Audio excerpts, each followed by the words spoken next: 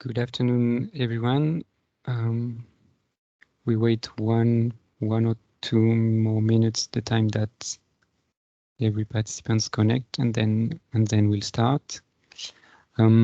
Just some quick housekeeping rule. You can ask questions and make comments anytime through the chat. We will take clarification questions after each presentation. And then there will be a time for open discussion, so for, let's say, more complex questions at the end. And you can also ask your clarification anytime during the presentation. If there is something that is strictly related to one slide, I would ask directly the question to the speakers. So I will just a few more seconds and then we start. As it's mentioned on the introductory slide, the first part of this workshop, will be recorded, the part of the presentations, and then we'll stop the recording for the open discussion so that you can make comments and ask questions freely.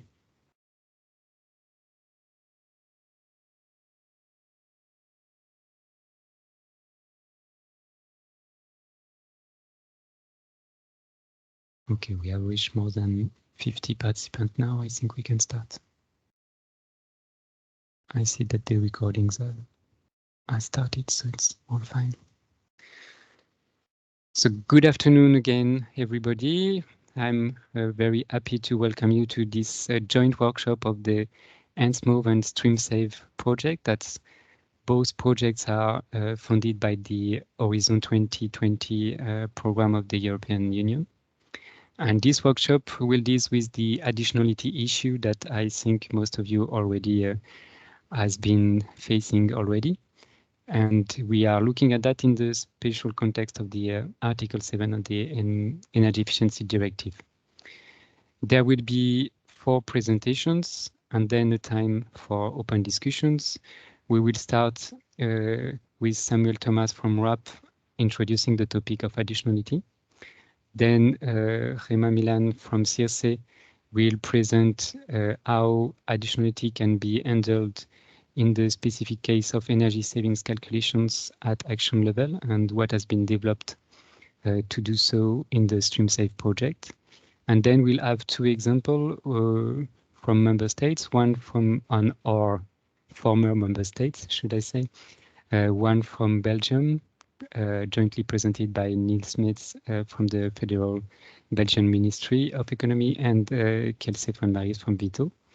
And we'll conclude the presentation part with Laura Edwards from the Energy Department of UK about one very interesting examples of our British colleagues. I think that's all for the introduction.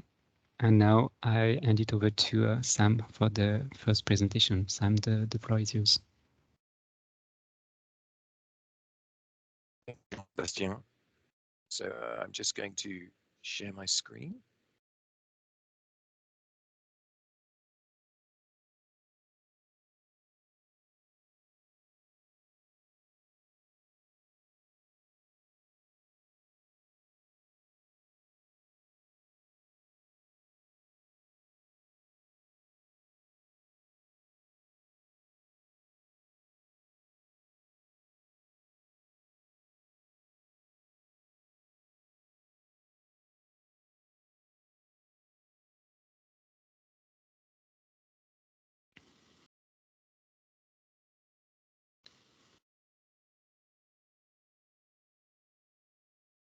Yeah, perfect. That's in presentation mode, Sam.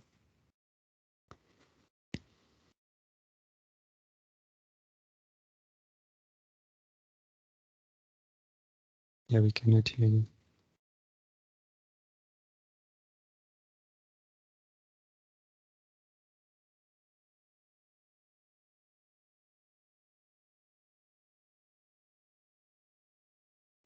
Hello, everybody. Can you hear me?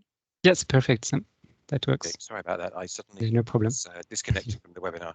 So good to happen right at the beginning. Hopefully it won't happen again. So many apologies for my dodgy Wi-Fi connection. So as Jean-Sébastien said a little while ago now, we are working together as part of the Ensemble Project, which we're really, really pleased to be working with another Horizon 2020 project, the StreamSafe project, on this webinar on an issue which cuts across both of our Horizon projects work. So the outline of the presentation, I'm going to give a very brief overview of what the Ensemble project is, then an introduction to the additionality issue as it's set out in the Energy Efficiency Directive, and then just introduce some of the challenges around estimating additionality ahead of our other speakers.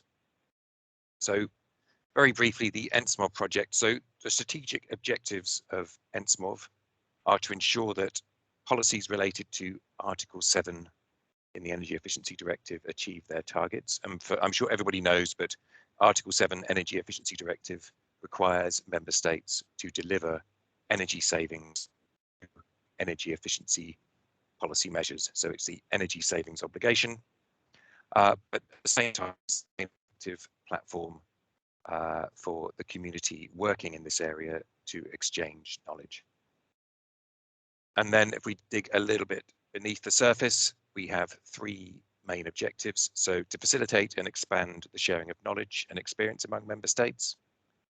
Secondly, to develop a suite of tailored resources and tools for the implementation of Article 7 EED. And thirdly, to assist national authorities in their in-house MRV with a view to ensuring that we have robust data and insight to inform the redesign of policies towards 2030. And I think that this event neatly cuts across all of those objectives. We are in, well, directly, we're in 14 member states, but we also cover other member states through our network. You can see this nice colourful picture here that shows where we're active in the Ensemble project and all of our partners there on the left-hand side. And we have divided up the work into three policy cycles as part of our learning exchange. We initially, of course, envisaged many, many more face-to-face workshops and fewer webinars. We've ended up, of course, doing more webinars and more online workshops, of which this is one.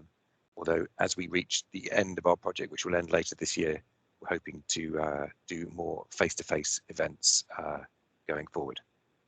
So that's the Ensemble project. Now let's have a quick look at additionality as it's defined in the Energy Efficiency Directive. So Annex 5 of the Energy Efficiency Directive has two key paragraphs on the principle of additionality.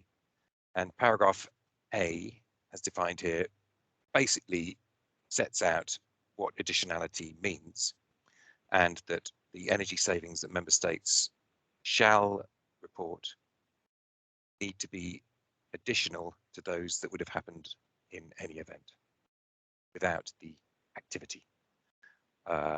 And if that is a basic kind of definition of additionality.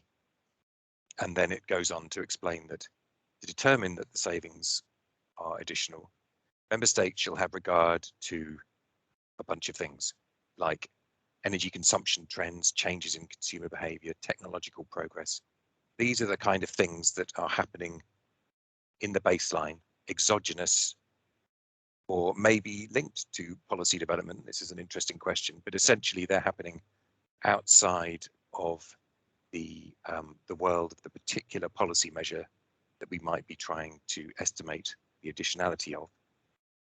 And then they also need to be additional to changes caused by other measures, so other policy measures implemented at EU or at national level.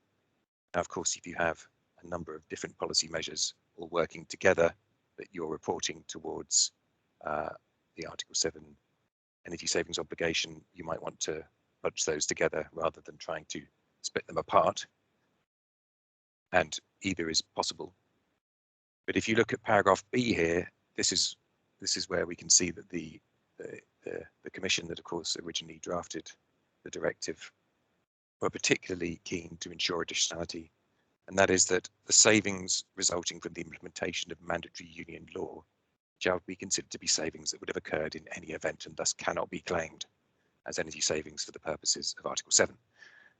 So it's rather than just leaving paragraph A, they've added paragraph B as well, saying you've really got to make sure that your savings are additional to union law. And we have seen that most of the efforts of member states have been in this sphere, ensuring additionality to union law, and not so much on trying to separate out the impact of the policy with respect to all of the other things that are happening to influence whether the participants in their programs would have taken action in any case. So we're going to come to the split between these two things as we have a quick look at some of the issues. So, taking account of EU law and other factors that affect energy savings in order to isolate the additionality of the policy measure, I've split it out here into two separate things. So one is adjusting gross savings. What do we mean by gross savings? We essentially mean the difference between what was happening before, what's happening after the energy efficiency intervention. And if you just take that simple comparison, you're unlikely to be getting the baseline right, at least for some of your energy savings. So one thing is to adjust the baseline, and this is actually where taking account of EU law can be carried out. And then moving from gross or adjusted gross to net savings. This is where you're trying to account for all those other things we were just discussing on the previous slide. So estimating free rider effects, estimating spillover effects, estimating other market effects. We'll come to that in a moment.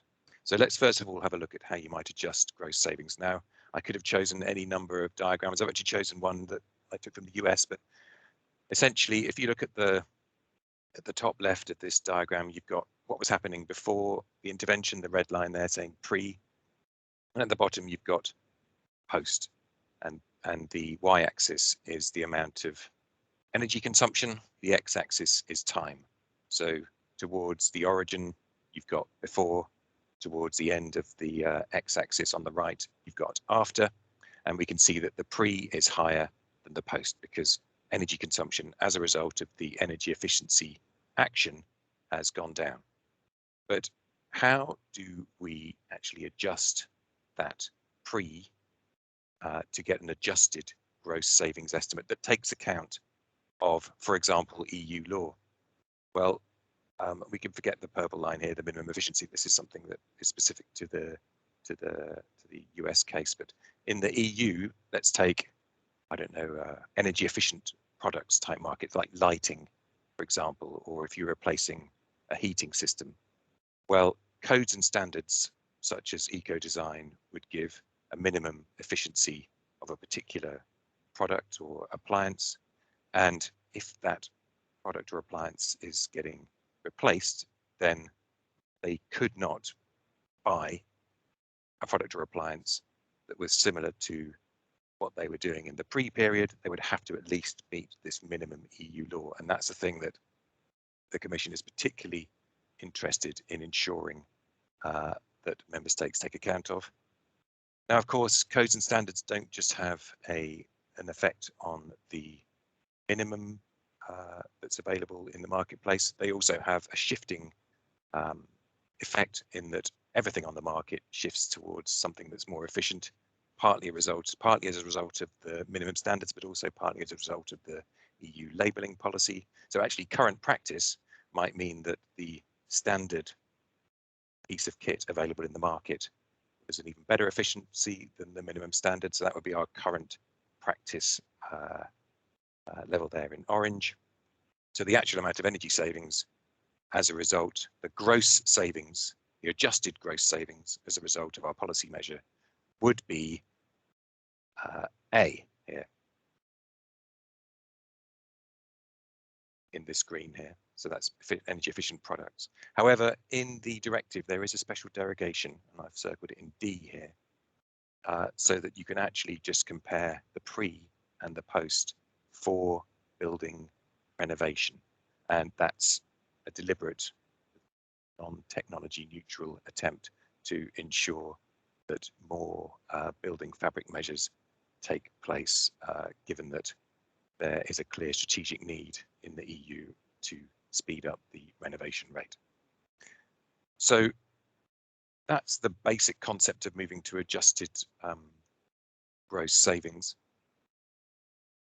There is, of course, a temporal aspect in that if, as a result of your policy measure, you persuade people to make a replacement of their lighting or their heating system, whatever thing that they're doing that's more energy efficient, if you persuade them as a result of your policy measure to do things before they would have done in any case, make an early replacement, then the correct comparison in that early replacement period, the period before you assume that they would have replaced the equipment, then the energy savings can be compared to the pre-energy efficiency intervention case. So you get the full value, that D on the previous slide, in the early period, and then from the point at which you assume that they would have replaced the equipment without the energy efficiency intervention, you can claim the smaller amount of savings that was described on the previous slide at A. So there is a temporal aspect, and this can be genuinely important if your policy measure is actually persuading people to do things earlier than they would have done. Really, you should be reporting the full value of those savings. Then there is a very specific case in the transport sector where, if you imagine on this slide, you're persuading people to make an early replacement of an internal combustion engine vehicle, replace it with an electric vehicle, for example. At the national level, then this picture here would hold true.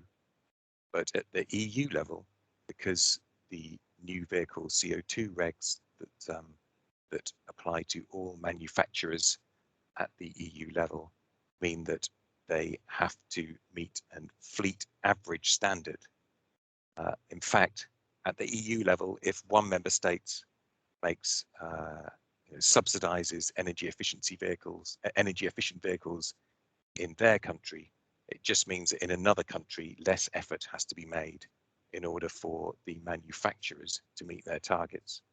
So in the Commission's guidance for new vehicles, we see that member states cannot claim the difference between the market average, which in this case is the standard that the vehicle manufacturers have to meet for their fleet average, and the energy efficiency of the vehicles that they're subsidizing. They can only claim the difference between that market average and the vehicles that were replaced in the early replacement period. And in the period beyond that, after the vehicle would have been replaced, there are no savings that can be claimed. So it really is a special case for new vehicles that limits the amount of savings that in the Commission's guidance it says can be claimed. But we're going to hear a little bit more, I think, from our StreamSafe colleagues on this topic when you're measuring energy savings at the member state level as opposed to at the EU level.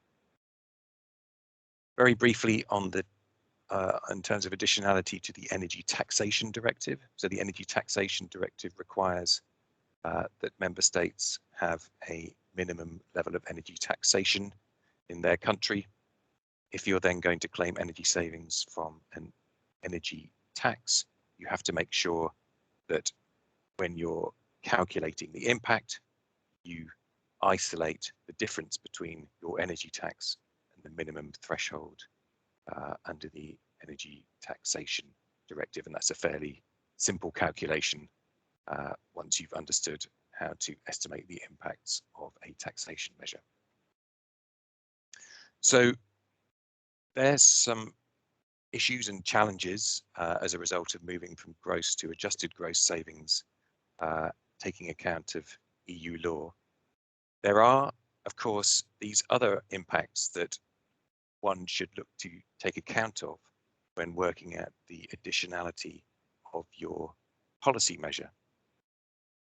And these I've divided into 3 categories. So one is free riders, and there are various categories within that categorization of free riders. So you might have a total free rider. This is someone, a participant in your program, who would have undertaken the energy efficiency action that you're claiming savings from without the policy measure. They just would have completely done it in any case, didn't need the subsidy you were offering or the voluntary agreement that they've signed up to. They might be partial free riders. They would have done some of the energy efficiency actions that are being accredited to the policy measure, but not others. Or they might be deferred free riders. They might have done it later, had the policy measure been put in place. All of these things will reduce the pure additionality of the policy measure that's being looked at. Secondly, there are spillover effects amongst participants and non-participants. So participants that, so this is on the positive side. So a participant in a program may have a road to Damascus moment on energy efficiency and decide, as a result of being persuaded to take some energy efficiency action as a result of the policy measure, they then go and do more energy efficiency actions. Or indeed, they might talk about it to colleagues that are outside of the program, or people outside of the program might just observe that participants in the program are benefiting from energy efficiency actions. So you get these spillover effects that actually magnify the impact of the policy measure and offset some of the losses that you would suffer under, when you take into account free ridership. And then there are broader market effects, which I guess are similar to spillover effects, in that if you have an energy efficiency policy measure, then you develop the supply chains, you get more professionals in the market, you improve practices through innovation in order to deliver policy measures. You might have more products available on the market. There'll be price effects as a result of all of these things. So, and then these spillover effects and market effects, of course, may then come round to affect the extent to which there are free riders in your policy measure or in other policy measures, which is why it's a pretty complex set of evaluation questions that one needs to address to really understand both the true additionality of an individual policy measure, but also the additionality of your energy efficiency policy framework as a whole over time. And our final speaker, Laura, is going to touch on some of these effects when she takes us through her evaluation as done in the UK on the Climate Change Agreements Programme, which was a voluntary agreement. So I'm very much looking forward to that, as I am looking forward to the presentations from our StreamSave colleagues.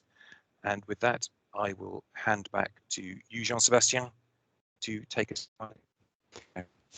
Thanks a lot, Sam. Thanks for this very good introduction. I think it sets very well the ground, reminding the definition of the Commission, and as well, not on the Commission, in the Directive, and the different aspects to consider this special issue of additionality.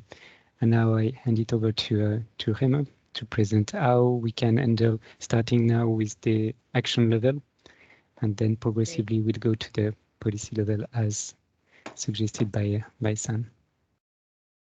So I'm going to share my screen. Thank you, Jean-Sébastien. Okay. Now we see it. Yes. Okay, now. Perfect. Okay, thank you. Perfect. So, good morning, good afternoon, sorry, everyone.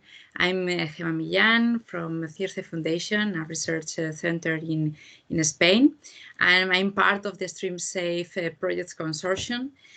And with this title, within this workshop, the aim of my presentation is to show how additionality approach has been addressed in the methodologies developed in our project.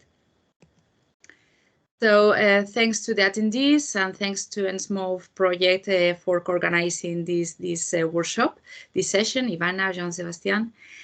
And we are going to start with a brief introduction to the Stream Safe project.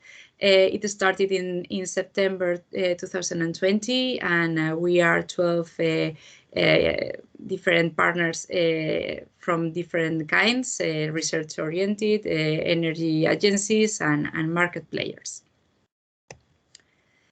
This is a capacity building support project where we would like to support public authorities on Article 3 and Article 7 of the Energy Efficiency Directive. So with this action, we want to contribute to additional efforts in realizing energy savings by 2030, supporting European member states to this end. How? Through the streamlining of energy saving methodologies, including indicative values for their calculation, cost effectiveness, and CO2 emission savings. And where, we have identified different technical priority actions, those with high energy savings potential and considered as priority by national public authorities. We will see later. So we can be close to the needs of stakeholders in European member states and support them, creating a dynamic community of experts on priority actions and build bridges with existing initiatives to learn and valorize project results. So in this workshop, I will briefly introduce the first 5 priority actions together with a list of methodologies developed within these actions, and seeing the approach in a very general way to additionality in the different methodologies, and in a more detail in the case of the methodology developed within the priority action industrial and commercial refrigeration system.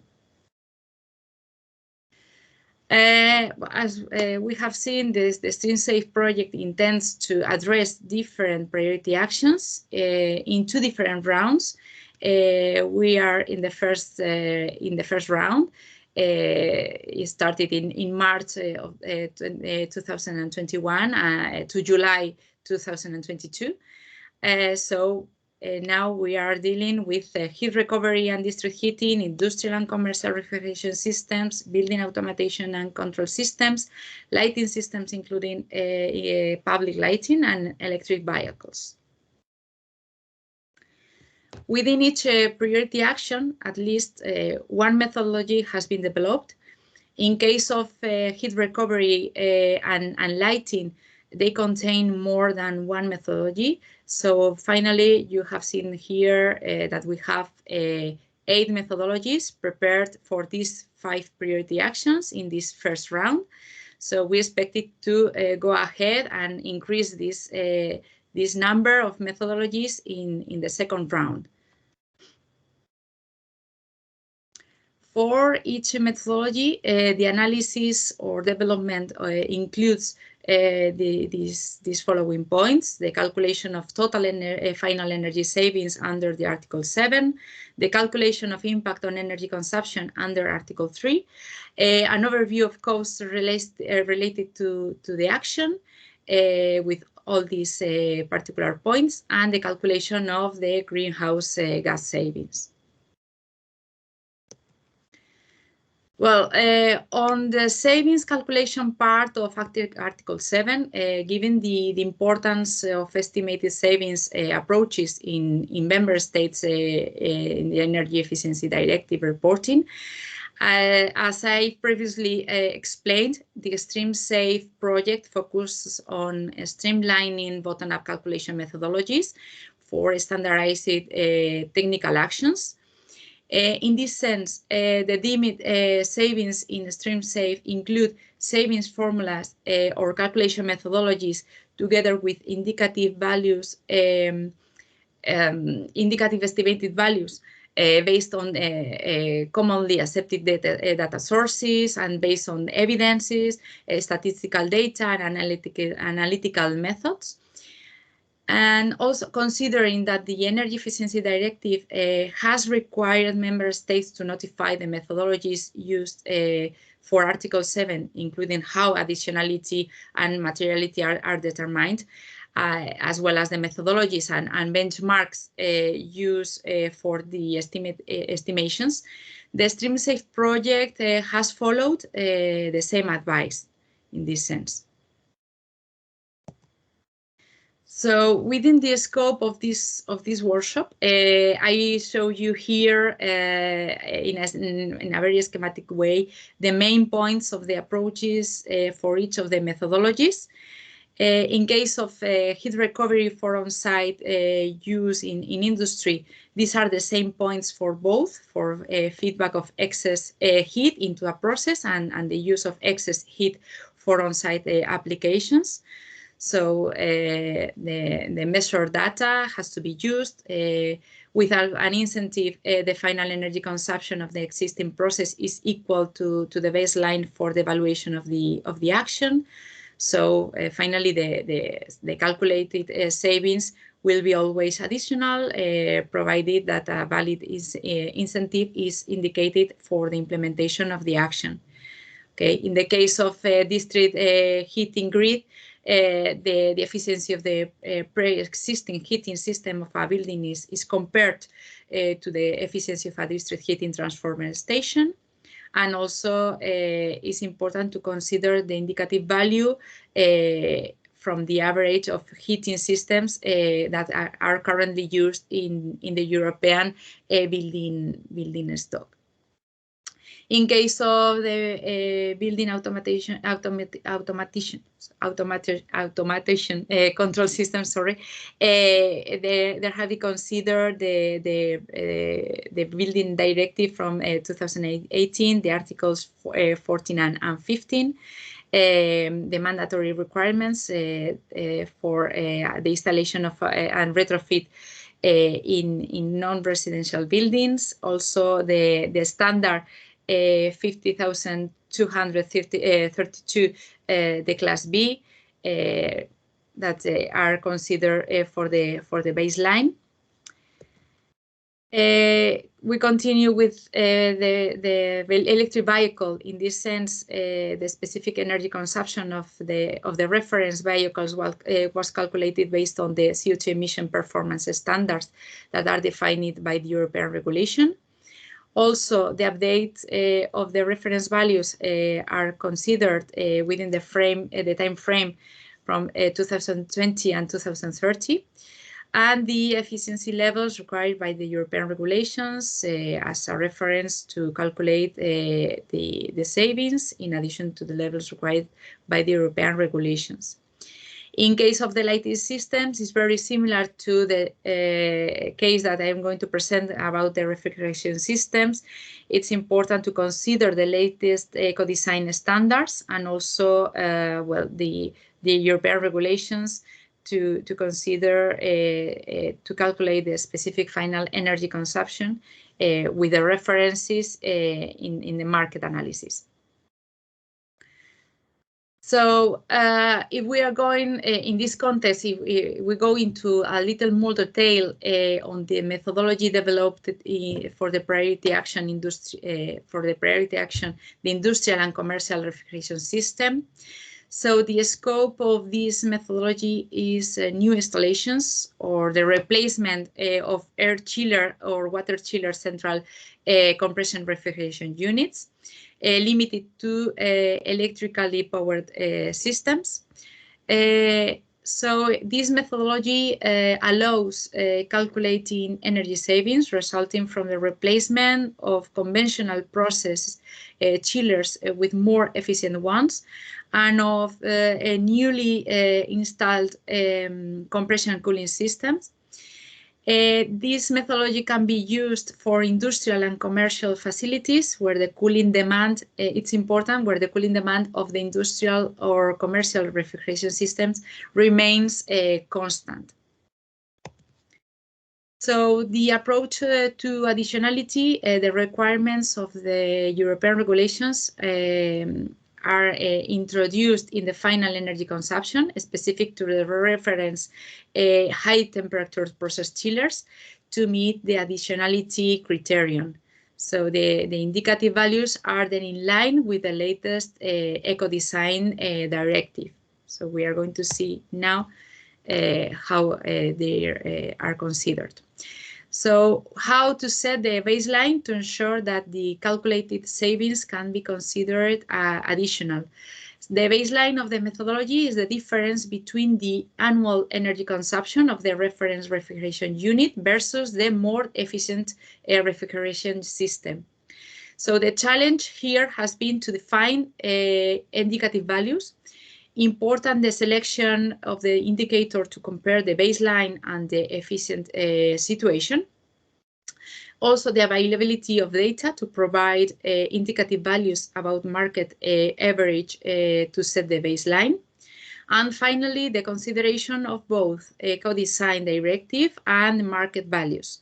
In this sense, one option could have been to set the baseline from the minimum energy performance requirements set in the eco-design regulation, but the conclusions were that the market average had relevance, even more relevance for determining the baseline. The stream safe methodology in this priority action aims to update and improve the methodology by using the new definitions of cooling efficiency set out in the co-design regulation, with the use of new and more meaningful seasonal efficiency metrics. All ensure precise evaluation of the energy actually consumed by chillers and heat pumps by including seasonal variations in their measurements. So the parameter used in this methodology is the ECPR, seasonal energy performance ratio of this kind of product systems. Which is the ratio between annual cooling demand and annual energy input. To calculate the final energy savings of the new installations and the replacement of units before the end of their lifetime, the ECPR efficient value of the efficient compression cooling system is compared to the ECPR reference value of an average compression cooling system available on the market. So ECPR is the way to measure the true energy efficiency of chillers for process cooling over a whole year. This indicator gives a more realistic indication of the real energy efficiency and environmental impact of the cooling system. The ECPR value is the best available option, taking into account that it has been to be declared by all manufacturers since the regulation, since the entry into force of the regulation. So for the calculations, considering the different options, the indicative values have been considered for equipment powers in the following ranges from 400 between 1,500 and in case of Eurovent since 600. So we have considered these ranges, taking into account the similarity between what is specified in the eco-design regulations and the European manufacturers from Eurovent. Is very, very similar. So here you have the regulatory requirements in the ECPR value and the reference values according to the Eurovent from the market analysis. Okay,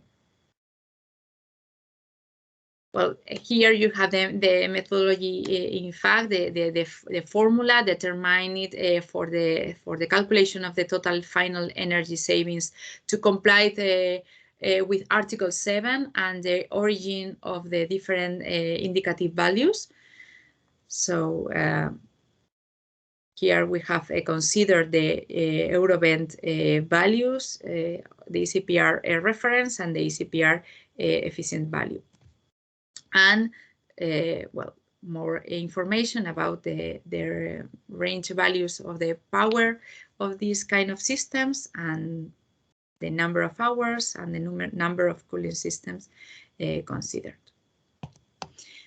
So to conclude, in this general view of this, in particular in this priority action of the StreamSafe project, I summarize here and list the considerations that have been assumed to address the calculations by dealing with additionality in them. The consideration of the age of equipment and its indicative values. So the calculations include both the new installations and the replacement of units before the end of their lifetime.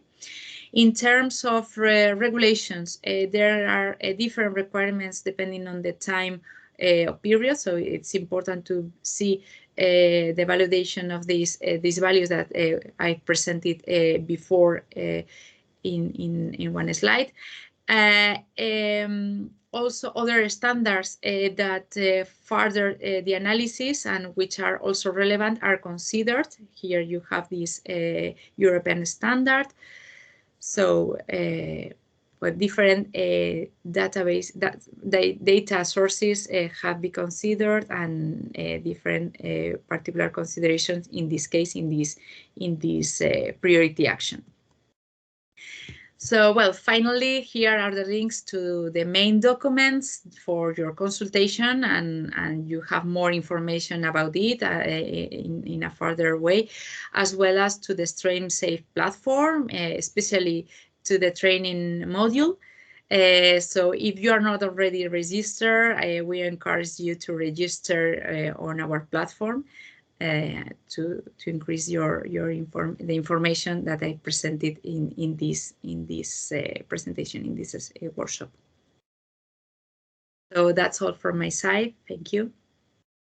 Thanks a lot, Rema. I think that was very useful, and also to see the importance of the choice of the indicators used when you set calculation formula to compare let's say the baseline case and the efficient options.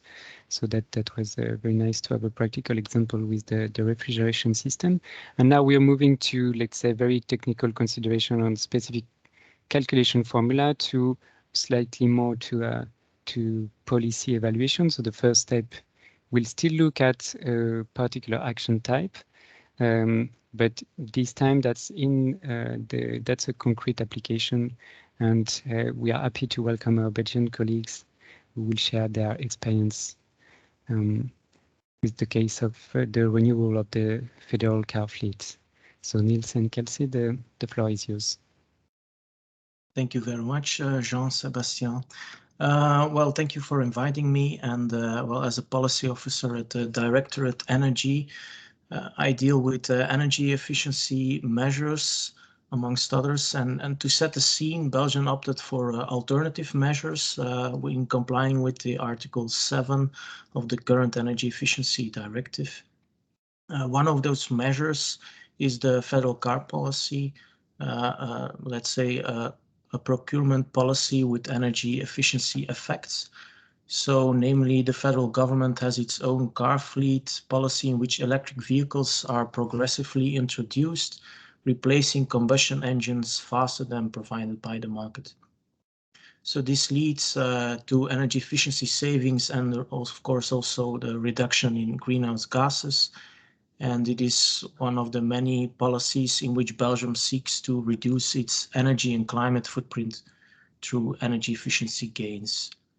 So as it is focused on the federal government's own car park, it is also an example of how the government may lead by example and may also create a demand for electric vehicles by regular citizens, by the market as a whole. So in order to notify this policy, several technical requirements under the Article 7 and Annex 5 of the EED have to be fulfilled and respected, as already outlined in the previous presentations. So let's now go to the next slide, please.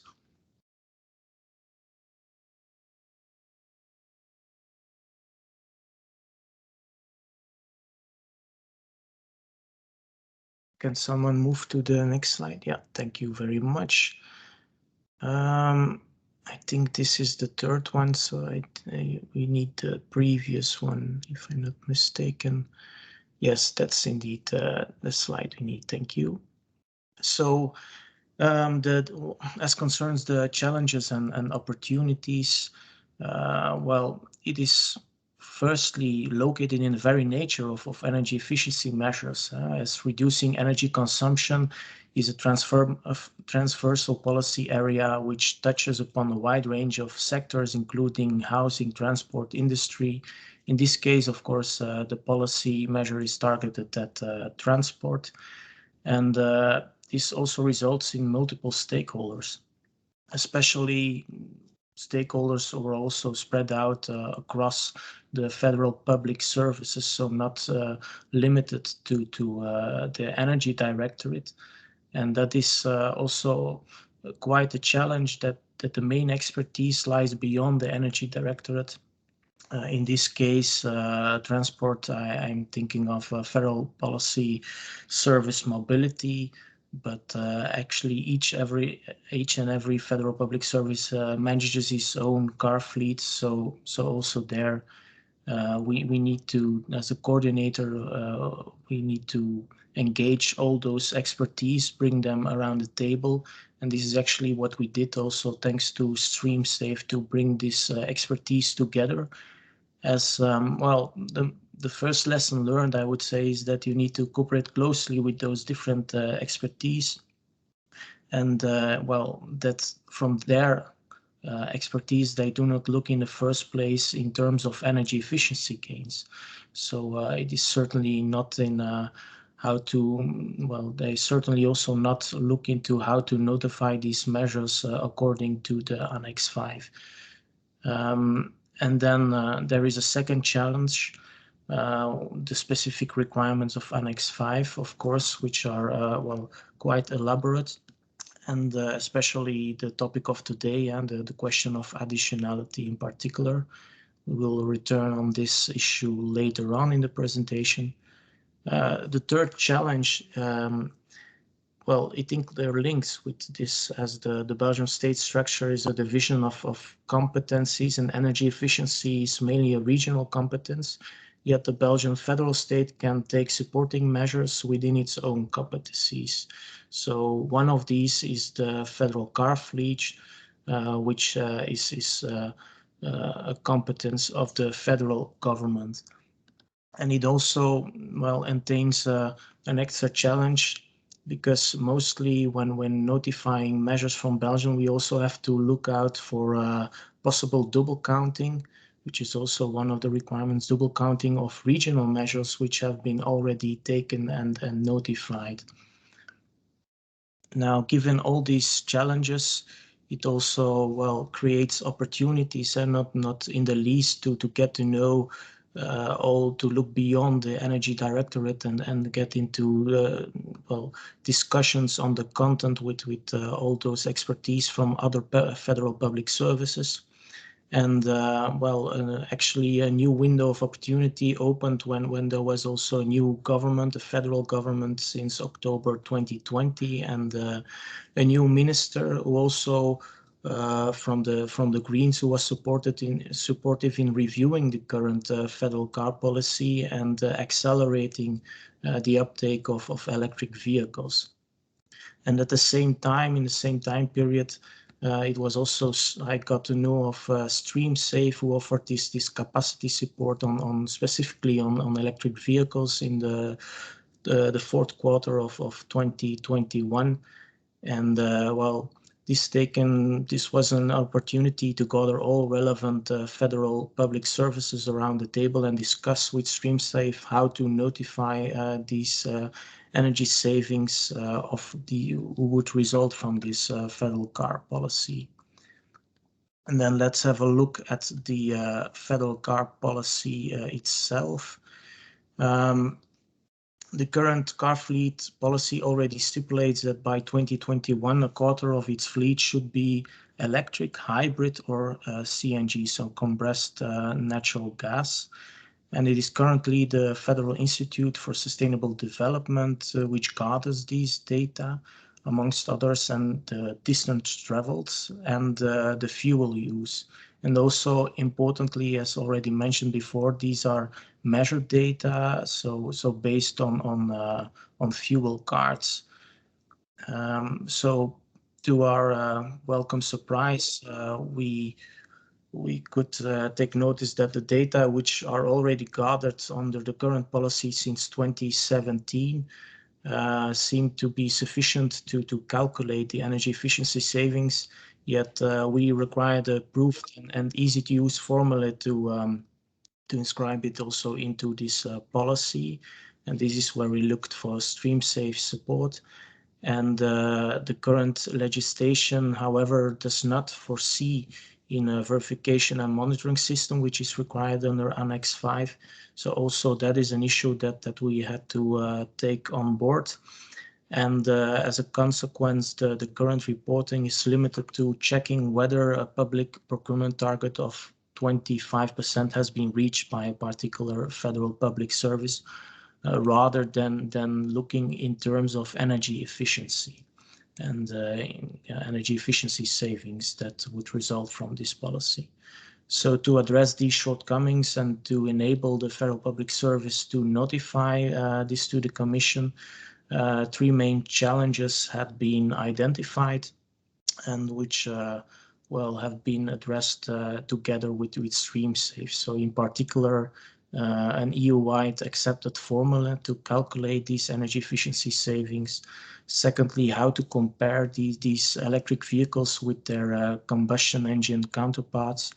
And also we addressed the issue of additionality in how ambitious should the reviewed federal car policy become in order to result in these additional energy savings. And then especially we looked at the EU's Clean Vehicle Directive. And then the next slide, thank you, on the, then the calculation method that was the first issue that was dealt with and which was kindly provided by StreamSafe. We, as already mentioned, we were very happy to observe that actually the current data that all the federal public services collect, they are sufficient to use this formula. So the specific final energy consumption, we have it for each and every individual vehicle in the federal car park, and also its fuel use in measured in kilowatt hours and also in liters for the internal combustion engines per 100 kilometer. And also we have measured data on the distance traveled each year. And then the third part of the formula, the behavioral effects, also there we are looking into how to add this, as some federal public services such as defense have also policies targeted at behavioral measures, such as, well, in particular, this transport is driving courses and how to teach its drivers to maximally reduce energy use. So we were very happy that this parsimonious and workable formula really enables the federal government, the institutes, to calculate these energy savings. And StreamSafe was also so kind to demonstrate how the formula would apply to our data set. And they introduced also the training module mentioned earlier. So I would also recommend to look into this. And I am now honored to give the floor to Kelsey Van Maris, who discussed together with his colleagues this formula, but also discussed the issue of additionality. So please, Kelsey, you have the floor. Thank you, Niels. So with as Niels introduced, with StreamSafe, we looked into the various questions that the FPS had on the introducing electric vehicles into their car fleet. And one of them, as mentioned, was the Clean Vehicle Directive. As this has a great impact on the purchasing policy of the several federal public services, because they're all responsible for their own fleet. So we looked into the requirements, and it is very clear that they have to fulfill the target that is set for Belgium at 38.5%. Now, the definition of when a vehicle is considered clean differs, so it changes from 1st of January 2026, but the target stays the same in both periods. Another important note I wanted to make here is that as it says above the table, the member states are flexible to distribute the target as they wish. So if what we noticed is that several federal public services found it more difficult to reach or aim for the 38.5% due to the nature of the vehicles they needed, while for others it might be more easy to reach that target. So then it is up to the FPS to distribute that target amongst them. So linking back to the additionality principle, it is clear that only actions that go beyond, or only the savings that go beyond those 38.5% can be counted towards Article 7. So as Niels introduced already, there is a circular that already includes the 25% target, but the cars that fall under that target are different. They're not only EV, and now there are plans to revise this circular and to only procure EVs from 2026 onwards. So then the question was, how does this 38.5% target interact with the 25% target they already had today? And that is what we looked at in our capacity workshop. So on the basis of the exemplary data we received from the FPS, we set up a calculation tool in Excel, which you see below a little part of. So in order to calculate energy savings, one has to define the baseline, of course, and that is what you see here. So we looked at the newly purchased cars over the last 3 years, because the sample we got was rather small. So to correct for that, we took the average of the last 3 years. So you see the average fuel distribution in 2020 below.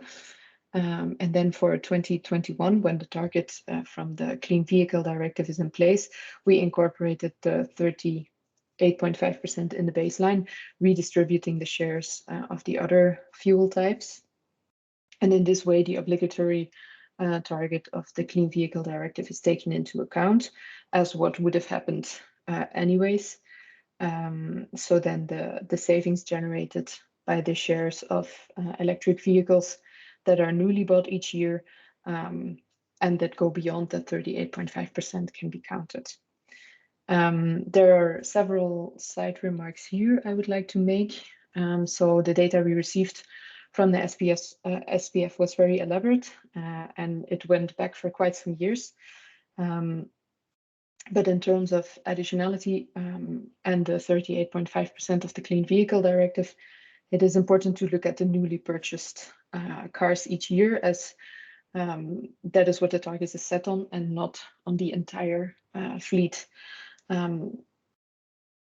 Yes, that is the first thing. Second thing worth highlighting is that we assumed, as you see down below, the clean vehicles to mean electric vehicles exclusively, although, as we saw before, the definition allows for more vehicles. So here we go a little bit more strict than necessary, but this was, as means of an example. In the StreamSafe methodology for electric vehicles, we also included indicative calculation values for hybrid cars. So the calculation could be easily made for including those as well up to 2026, for example. But in this case, we just remained strictly with the EV. And then a last part is on updating the baseline. So as you see, we kept the shares constant for the entire period. Now, there are various ways to deal with it. Either you take, if the reference year we took 2020 would be very representative for the entire period, you could just take that distribution and take it through the entire period.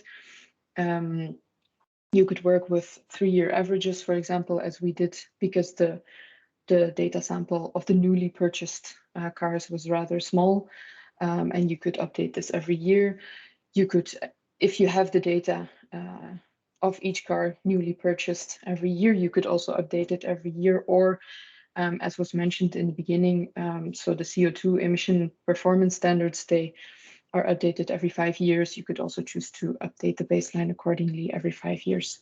So there are a lot of possibilities here. Just to keep it simple, in the example, we took the same distribution over the entire period. Okay, and then we have the illustration of what the savings calculation could look like. So if we apply in the tool, there was a part foreseen where the number of electric vehicles could be entered, and then we used the formula that was shown before to calculate the total final energy savings. And then you see that also the total annual savings are calculated. So the savings per year and the total savings, and then also the total cumulative savings. That's it for me. Thank you.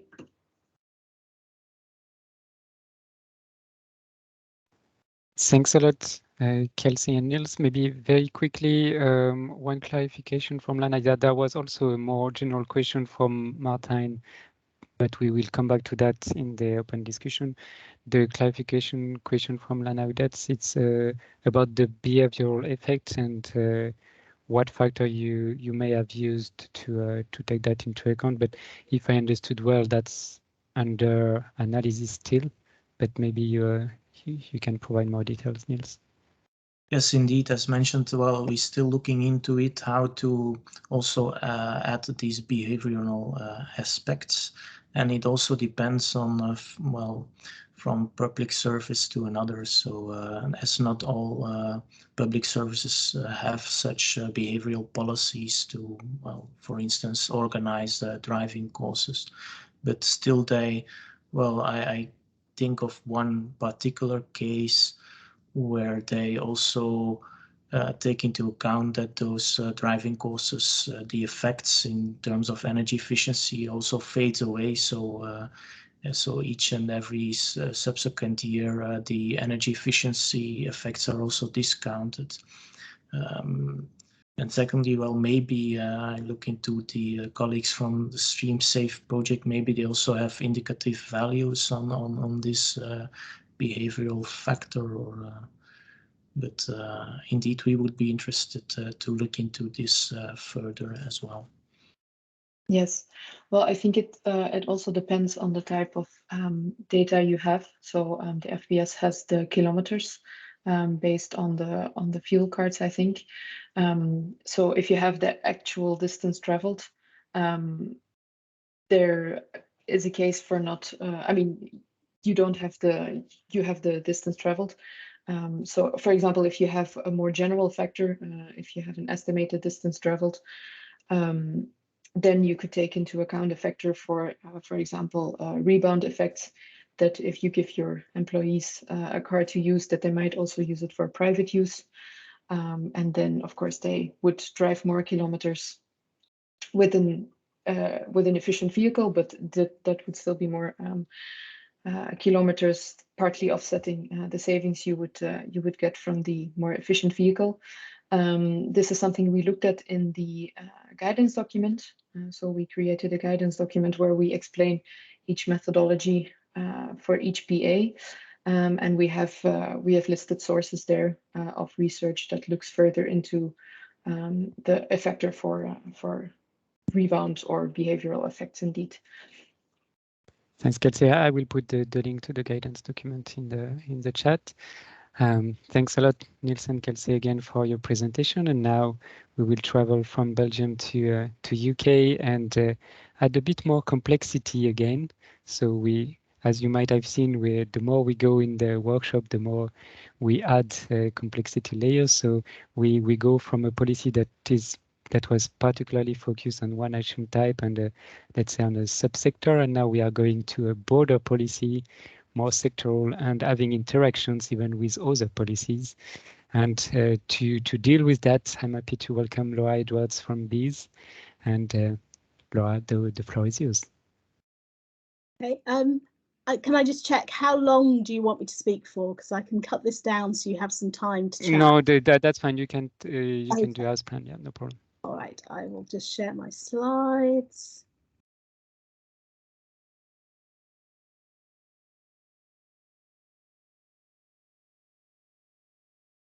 Yeah, we can see it. Okay, great. Perfect. Okay, so yes, I'm going to talk about the UK approach to energy policy evaluations, and then to give an example of how we would deal with additionality. I'm going to talk about an evaluation we conducted of a voluntary agreement scheme called the Climate Change Agreement Scheme. It's actually abbreviated to CCAs.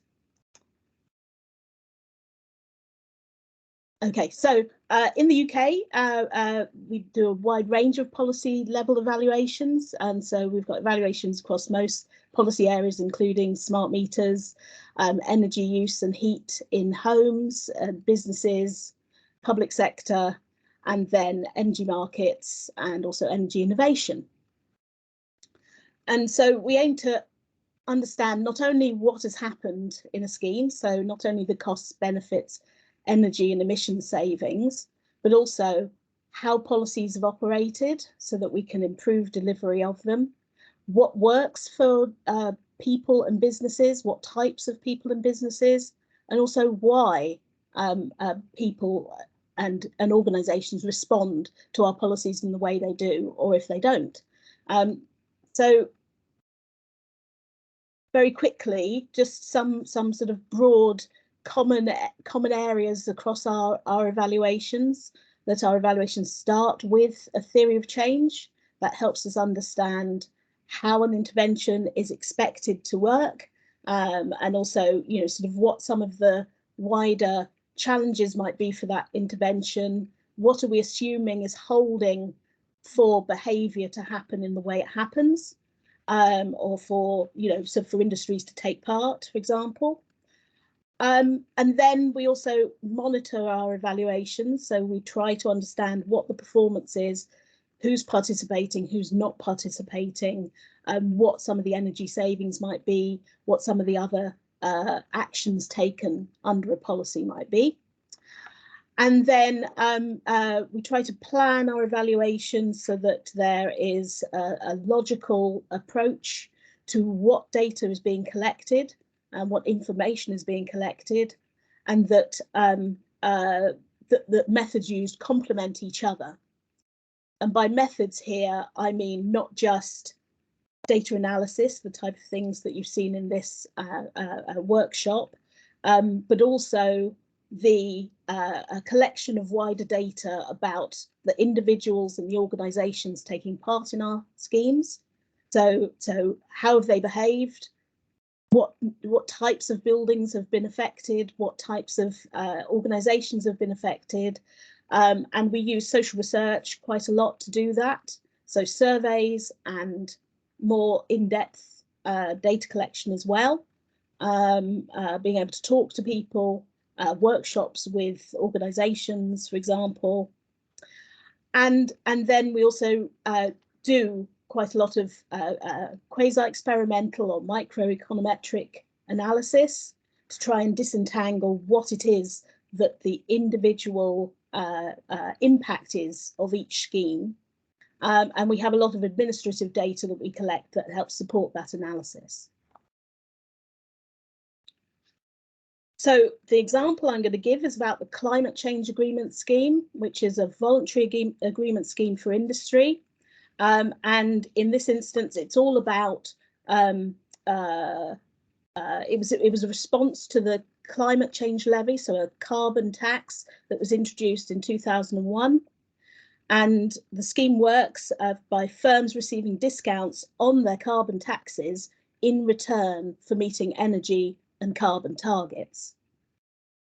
And the scheme aims to improve not only energy efficiency of industry, but also to support the international competitiveness of UK firms that are within those 53 sectors. So one of the key challenges for our evaluation is really disentangling the range of different policy influences that sort of make up and affect what it is that the impacts of the CCAs are. And you know, just to talk through some of those, there's the climate change levy itself, which applies to all but the smallest energy users in business. But there are also other schemes that were operating and impacting on the firms who are part of the CCA scheme. So we had, for example, the UK Energy Savings Opportunity Scheme, which was the UK response to Article 8 of the Directive.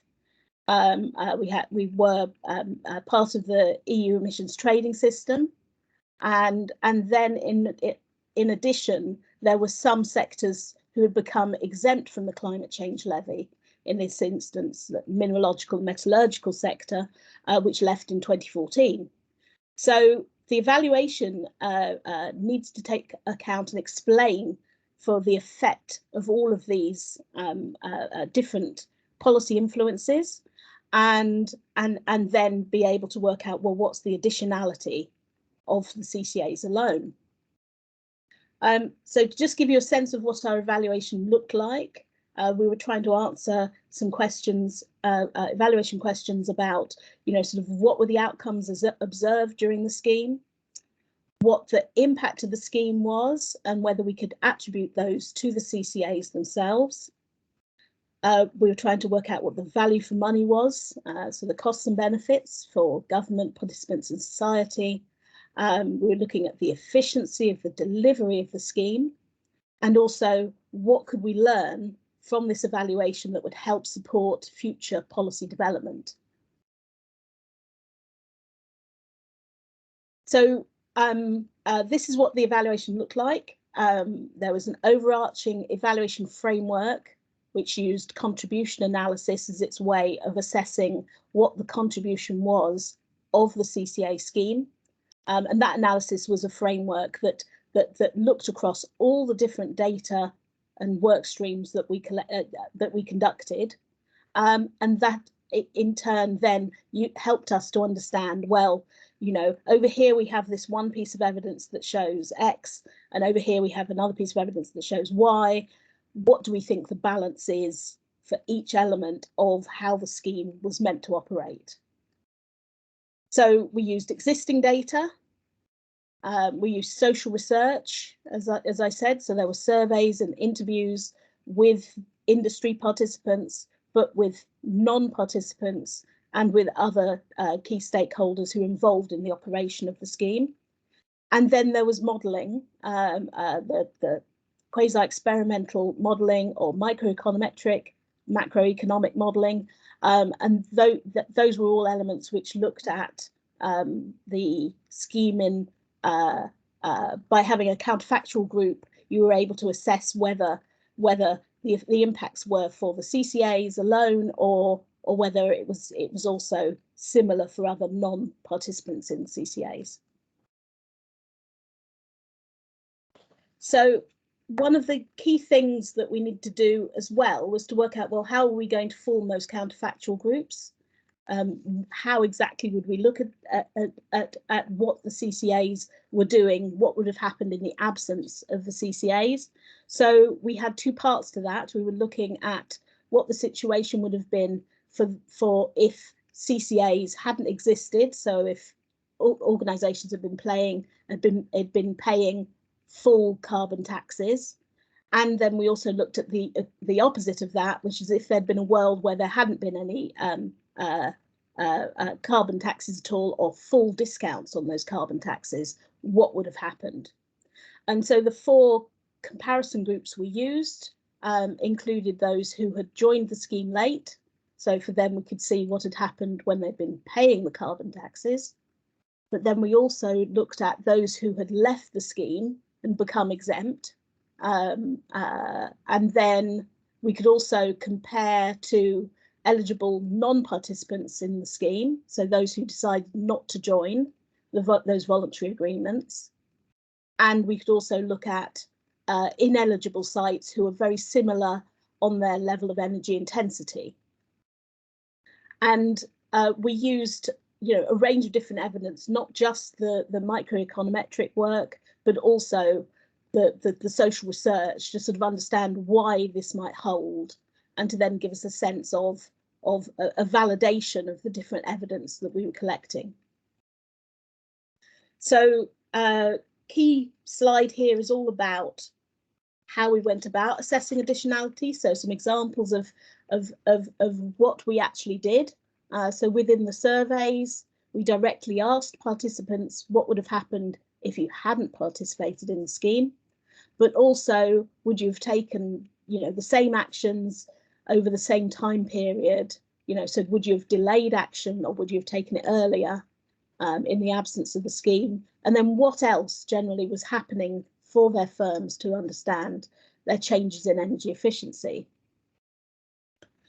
And then there was the microeconometric modelling, which was aiming to look at the differences in energy consumption, but also other economic performance measures between CCA firms and non-CCA firms. And that allowed us to attribute it to the actual impacts, the differences to the CCA scheme. And then we also looked at the scheme data. So this was the data that was reported by the firms themselves as one of the conditions of being part of the scheme. So they're reporting on their energy consumption and reporting on the actions that they had taken. And that allowed us to see which for sectors who had left, what differences had happened for them, but also whether there are any different groupings who were performing better on their energy efficiency as opposed to others.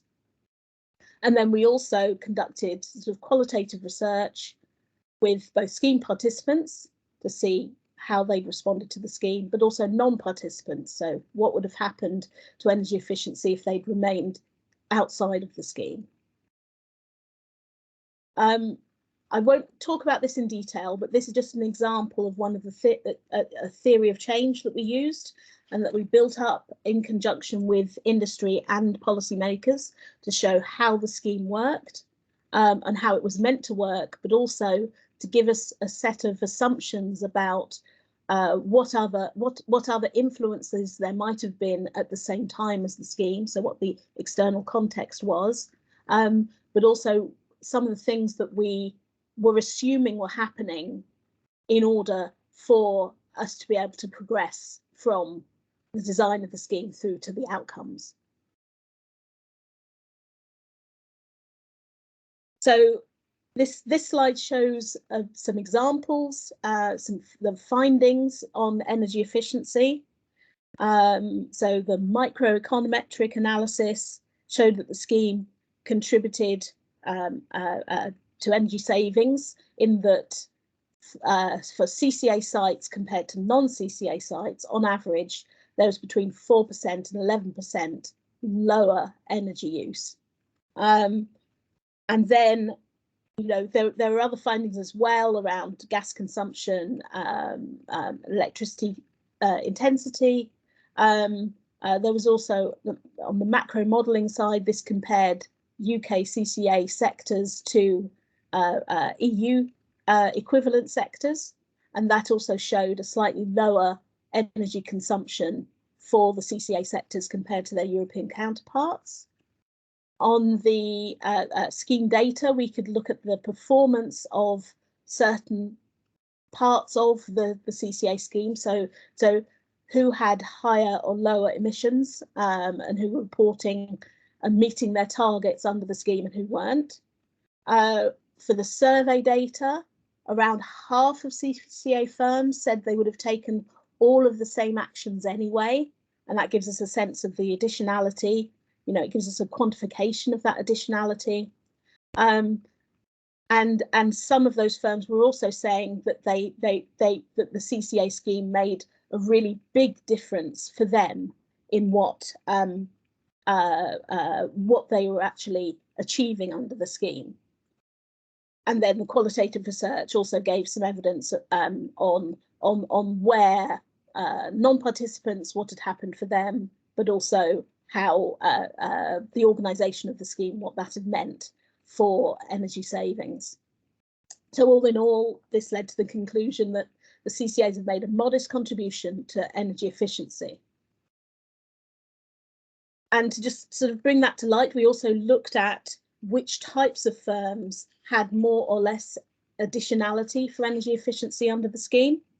And in this instance, it's all about, you know, so those with less influence on energy efficiency were sort of those who worked in, you know, firms in very highly competitive markets who were not public facing.